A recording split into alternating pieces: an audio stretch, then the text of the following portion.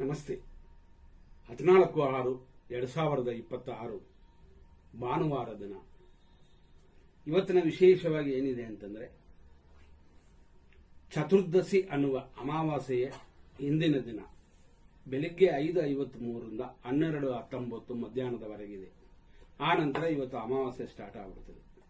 Common ಆಗಿ ಅದರಲ್ಲೂ ಅಮಾವಾಸ್ಯೆ ಭಾನುವಾರ ಬಂದಿದೆ. ಇದು ಇವತ್ತು ಸ್ಟಾರ್ಟ್ ಆಗಿ ಅಂದ್ರೆ ಮಧ್ಯಾಹ್ನಕ್ಕೂ ಸ್ಟಾರ್ಟ್ ಆಗಿ ನಾಳೆ ಸುಮಾರು 8:23 AM ವರೆಗಿದೆ. ಹಂಗಾಗಿ ಇವತ್ತು ಬೆಳಿಗ್ಗೆ ಮಾಡೋಕ್ಕಾಗಲ್ಲ, ಅಂದ್ರೆ ಪಿತೃ ಕಾರ್ಯಗಳನ್ನ.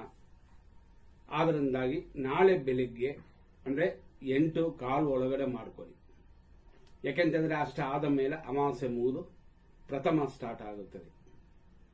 ಇವತ್ತಿನ ದಿನ ರಾಹುಕಾಲ ಇರೋದು ಸಂಜೆ 5:10ರಿಂದ 6:46. ಅದೇ ತರ ಯಮಕಂಡ ಕಾಲ ಇರೋದು ಮಧ್ಯಾಹ್ನ 12:20ರಿಂದ 1:57. ಹಂಗಾಗಿ ಇವತ್ತಿನ ದಿನ ಪ್ರಕಾರ ನಾವು ಫಸ್ಟೇ ಹೇಳಿದಂತೆ ಅಮಾವಾಸ್ಯೆ ಸ್ಟಾರ್ಟ್ ಆದ ಮೇಲೆ ಅಂದ್ರೆ ಅಮಾವಾಸ್ಯೆಯಿಂದಲೇ ಯಮಕಂಡ ಕಾಲವು ಪ್ರಾರಂಭವಾಗುತ್ತದೆ. ಆದ್ದರಿಂದ ಇವತ್ತು ಪಿತೃ ಕಾರ್ಯಗಳನ್ನ ಸಾಯಂಕಾಲ ಕೂಡ ಮಾಡೋಕ್ಕಾಗಲ್ಲ. ನಾಳೆ ಬೆಳಿಗ್ಗೆ ಅಂತಂದ್ರೆ ಅಮಾವಾಸ್ಯೆ ಇರೋದರಿಂದ ಸಮಯದಲ್ಲಿ ಮಾಡಿಬಿಡಿ. ಪಿಂಡ ಇಡುವಂಥದ್ದು ಅದೆಲ್ಲ ಸಂಸ್ಕಾರಗಳು ಗೊತ್ತು, ಯಾರ ಕೈಲಾದ್ರು ಮಾಡಿಸ್ಕೊಳ್ಳಿ, ಇಂಥದನ್ನು ಮಾಡಿ. ಇವತ್ತಿನ ದಿನ ಸೂರ್ಯೋದಯ ಲೆಕ್ಕಕ್ಕೆ ತಗೊಂಡ್ರೆ 5:53, ಸೂರ್ಯ ಅಸ್ತಮಾನ ಸಂಜೆ 6:46. ಇವತ್ತಿನ ನಕ್ಷತ್ರ ರೋಹಿಣಿ ನಕ್ಷತ್ರ.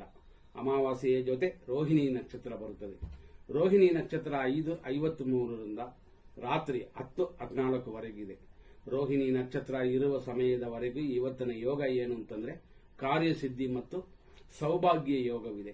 ಆದರೆ ಏನೇ ಯೋಗವಾದರೂ ಅಮಾವಾಸ್ಯೆ ಇರೋದರಿಂದ ಪಿತೃ ಕಾರ್ಯಗಳು ಮಾಡಬಹುದು, ಕೆಲವು ಪೂಜೆಗಳನ್ನು ಮಾಡಬಹುದು, ಅದಕ್ಕೂ ತೊಂದರೆಗಳಿಲ್ಲ. ಅದನ್ನು ಮಾತ್ರ ಮಾಡಿಕೊಳ್ಳಿ. ರಾತ್ರಿಯ 10:15 ನಂತರ ಬರೋದು ಮೃಗಶೀರ್ಷ ನಕ್ಷತ್ರ. ಇದು ಮಹಾ ನಕ್ಷತ್ರ. ರೋಹಿಣಿ ನಕ್ಷತ್ರ ಮಾನುಷೀಯ ಗಣ ಅಂದ್ರೆ ಮನುಷ್ಯ ಗಣ ಅಂತ. ಇದು ದೇವಗಣ ನಕ್ಷತ್ರ ಮೃಗಶೀರ್ಷ. ಅದು ರಾತ್ರಿ 10:15 ಮೇಲೆ ಸ್ಟಾರ್ಟ್ ಆದರೆ ನಾಳೆಯವರೆಗೂ ಇರುತ್ತದೆ. ಆ ಮೃಗಶೀರ್ಷ ಆ ನಕ್ಷತ್ರ ಬಂದ ಮೇಲೆ ಹೆಂಗಿದೆ ಅಂತಂದ್ರೆ ಕಾರ್ಯಸಿದ್ಧಿ ಇದೆ, ಸುಖವಿದೆ. ಆದರೂ ಅಮಾವಾಸ್ಯೆಯಲ್ಲಿ ಇರೋದರಿಂದ ಶುಭ ಕಾರ್ಯಗಳು ಇಲ್ಲ. ಈ ರೀತಿಯಾದ ಇವತ್ತಿನ ದಿನದಲ್ಲಿ ಚಂದ್ರನಿರೋದು ವೃಷಭ ರಾಶಿಯಲ್ಲಿ. ಹಂಗಾಗಿ ಇವತ್ತು ದಿನ ಪೂರ್ತಿ ವೃಷಭ ರಾಶಿ ನಡೆಯುತ್ತದೆ.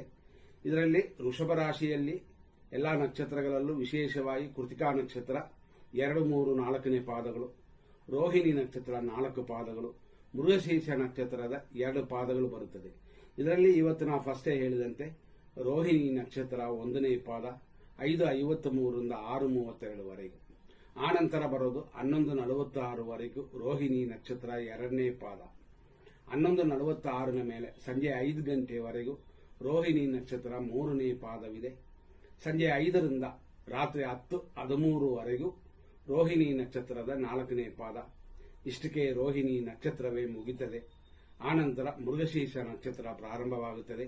ರಾತ್ರಿ 10:13ರಿಂದ 3:27 ಬೆಳಗಿನ ಜಾವ ಅಂದ್ರೆ ಲೇಟ್ ನೈಟ್ ವರೆಗಿದೆ.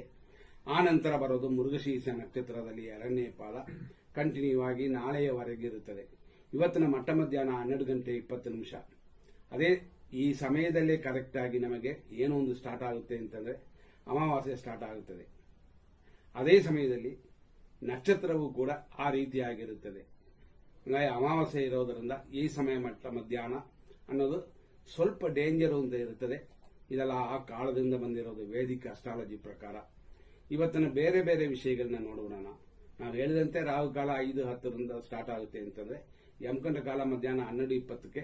ಆ ಯಮಕಂಡ ಕಾಲದ ಸಮಯದಲ್ಲೇ ಅಮಾವಾಸ್ಯೆ ಸ್ಟಾರ್ಟ್ ಆಗೋದ್ರಿಂದ ಸ್ವಲ್ಪ ಗಮನ ಕೊಡಿ. ಬೇರೆ ಬೇರೆ ವಿಷಯಗಳಿಗೆ ಈಗ ನಾವು ಹೋಗೋಣ. ಇದರಲ್ಲಿ ಏನೆಲ್ಲ ಬರುತ್ತದೆ ಹಂಗೆ ಅಂತಂದ್ರೆ 100% ಶುಭ ಸಮಯಗಳನ್ನ ನೋಡಬಹುದು, 100% ಅಶುಭ ಸಮಯಗಳನ್ನ ನೋಡಬಹುದು. ಇವತ್ತಿನ ನಾ ಮಧ್ಯಾಹ್ನ ಹೇಳಿದಂತೆ ಅಮಾವಾಸ್ಯೆ ಇರೋದರಿಂದ ಇವತ್ತು 8:15ರಿಂದ 12:15 ಅಂದ್ರೆ ಇದು ಎಮರ್ಜೆನ್ಸಿಗೆ ಮಾತ್ರ ಉಪಯೋಗವ 100% ಟೈಮ್. ಒಳ್ಳೆ ಕಾರ್ಯಗಳಕ್ಕೆಲ್ಲ, ಮುಹೂರ್ತ ಕಾರ್ಯಗಳಕ್ಕಲ್ಲ. ಇದರಲ್ಲಿ ಬರೀ ಎಮರ್ಜೆನ್ಸಿ ಆಸ್ಪತ್ರೆ ಮತ್ತು ಕೆಲವು ಸರ್ಕಾರ ಆರ್ಡರ್ನ ಅಂದ್ರೆ ಕೋರ್ಟ್ ಕೇಸ್ ಇಂಥದಕ್ಕೆ ಮಾತ್ರ ಉಪಯೋಗ ಆಗುವಂಥದ್ದು. ಆದ್ದರಿಂದ ಹೆಚ್ಚಾಗಿ ಗಮನ ಕೊಡಿ. ಮಧ್ಯಾಹ್ನ 1:59ರಿಂದ 3:12 ಈ ಸಮಯವು ಎಮರ್ಜೆನ್ಸಿಗೆ ಮಾತ್ರನೇ. ಇವತ್ತು ಎಲ್ಲಾ ಒಳ್ಳೆ ಟೈಮ್ ಅಂತ ನಾವು ಕೊಟ್ಟಿದ್ರುವೆ ಅದೆಲ್ಲ ಎಮರ್ಜೆನ್ಸಿಗೆ ಮಾತ್ರನೇ ನೋಡಿಕೊಳ್ಳಿ.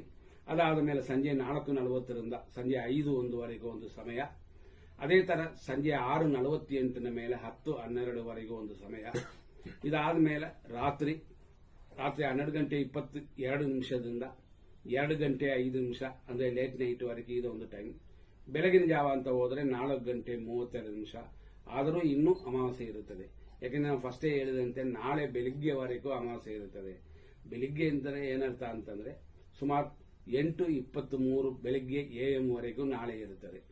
ಆದ್ದರಿಂದಾಗಿ ನಾಳೆ ಬೆಳಿಗ್ಗೆ ಆ ಸಮಯದ ಒಳಗಡೆ ಹಿರಿಯರಿಗಾದ ಕಾರ್ಯಗಳು ಅಂದ್ರೆ ಪಿತೃಕರ್ಮಗಳನ್ನ ಮಾಡಬಹುದು, ಮಾಡಿ ಆಶೀರ್ವಾದವನ್ನು ಪಡ್ಕೊಳ್ಳಿ. ಇದರಿಂದ ಕೆಲವು ದೋಷಗಳೆಲ್ಲ ದೂರವಾಗುತ್ತದೆ, ಪಿತೃದೋಷವು ದೂರವಾಗುತ್ತದೆ. ಇದನ್ನ ಸರಿಯಾಗಿ ಮಾಡಿಸ್ಕೊಳ್ಳಿ. ಮಾಡಕ್ಕಾಗಿಲ್ಲ ಅಂತಂದ್ರೂ ಮಾಡಿಸ್ಕೋಬಹುದು. ಇದನ್ನೆಲ್ಲ ಇವತ್ತಿನ ದಿನ ಪ್ರಕಾರ, ಇವತ್ತಿರುವ ಯೋಗದ ಪ್ರಕಾರ ನಾವು ಹೇಳಿದಂತೆ ಫಸ್ಟ್ ರೋಹಿಣಿ ನಕ್ಷತ್ರ, ಮೃಗಶೀರ್ಷ ಶುಭ ನಕ್ಷತ್ರಗಳು ಆದರೂ ಅಮಾವಾಸ್ಯೆ ಕೂಡಿ ಬರೋದರಿಂದ ದೋಷ ಬರುತ್ತದೆ. ಇದನ್ನು ಗಮನದಲ್ಲಿ ಇಟ್ಕೊಂಡು ನಿಮ್ಮ ಕೆಲಸಗಳನ್ನ ಮಾಡಿ ಮುಂದಿನ ಸಂಚಿಕೆಯಲ್ಲಿ ನೋಡೋಣ. ಧನ್ಯವಾದಗಳು.